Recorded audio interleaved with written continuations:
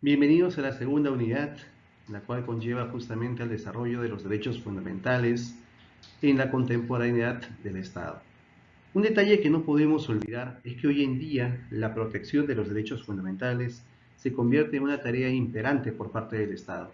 La evolución de los derechos, el identificar los contenidos constitucionalmente protegidos de cada uno de los derechos fundamentales, hoy en día es vital no solamente para el adecuado ejercicio y respeto de los derechos fundamentales, sino también para poder entender el alcance de cada uno de ellos. Pero hay que entender también que ello no está contemplado en la Constitución. El texto constitucional cumple su rol de identificar cada uno de los derechos fundamentales con el cual nosotros contamos.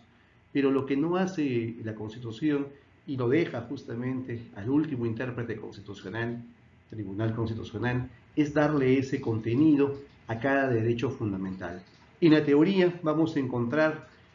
algunas expresiones como contenido esencial y muy prontamente el término contenido constitucionalmente protegido.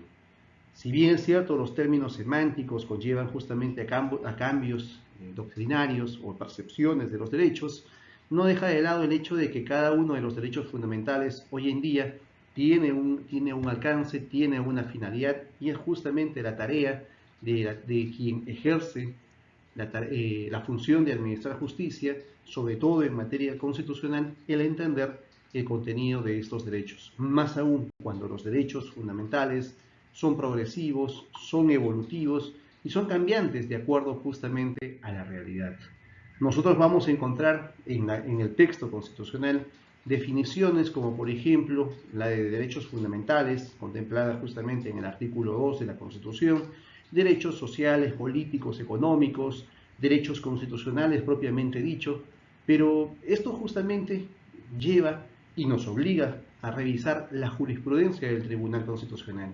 Si nosotros partimos desde una lectura de la jurisprudencia a la Constitución y desde la Constitución hacia las normas de rango legal, vamos a poder empatizar justamente la intención no solamente del legislador, sino que el ideario que tiene justamente la jurisdicción constitucional de evolucionar no solamente en torno al contenido de la Constitución, sino también en razón al contenido de los derechos fundamentales.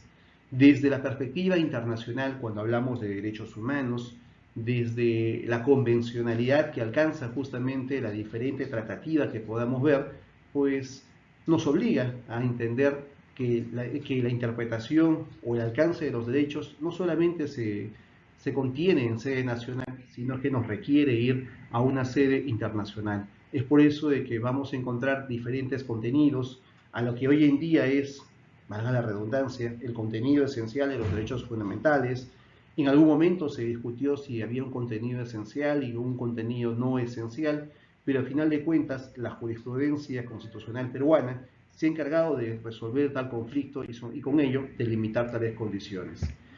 Esto es importante tenerlo en cuenta porque cuando vamos a materializarlo en el ámbito procesal constitucional, sobre todo, por ejemplo, en los procesos de amparo, pues muchas veces el abogado, cuando va a sede constitucional, desconoce el contenido de los derechos. Y si bien es cierto, cumple con la fórmula retórica del enunciado de los derechos fundamentales o la afectación a los mismos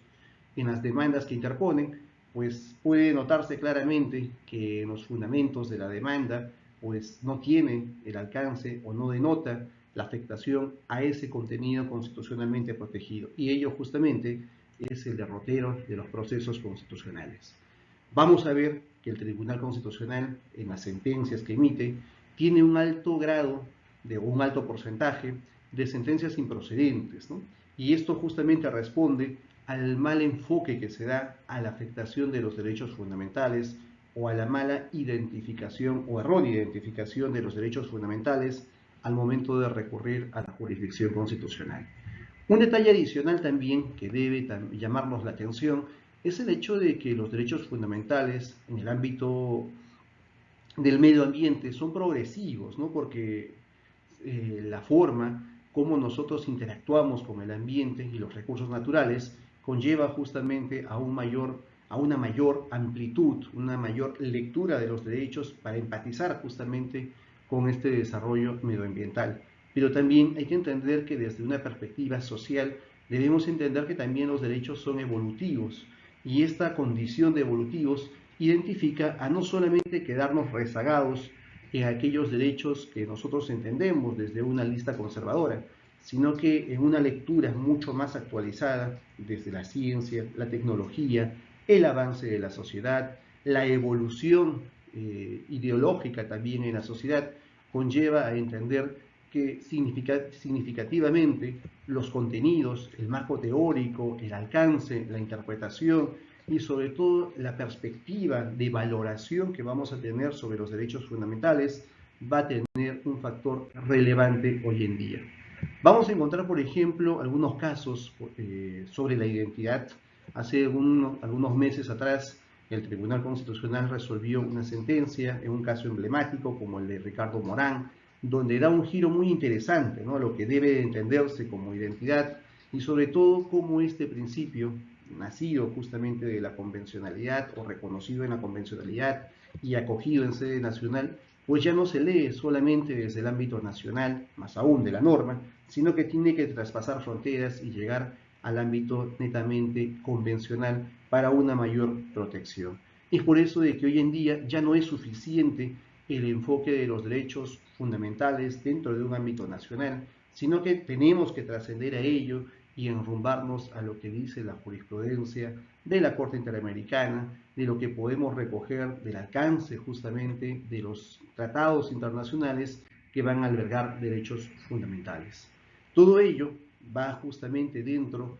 de poder calzar los derechos fundamentales, aquel uso de la tecnología convergente que conlleva justamente a cuestionar el alcance de los propios derechos fundamentales. Hoy en día, hablar, por ejemplo, de la inteligencia artificial, hoy en día hablar de la clonación, hablar de la manipulación de la cadena de ADN, pues son temas que ya no son extraños, ni mucho menos son raros o son lejanos a nuestra realidad. Son situaciones que hoy en día se dan. Y eso también conlleva a volver a hacernos una pregunta muy importante, que es justamente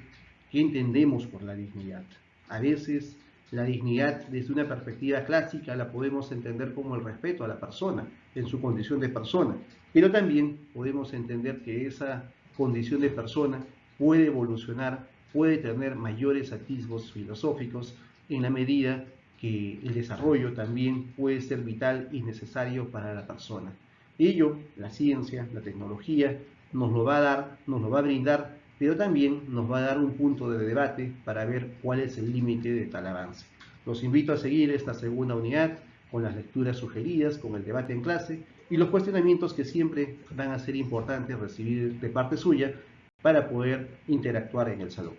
Muchas gracias.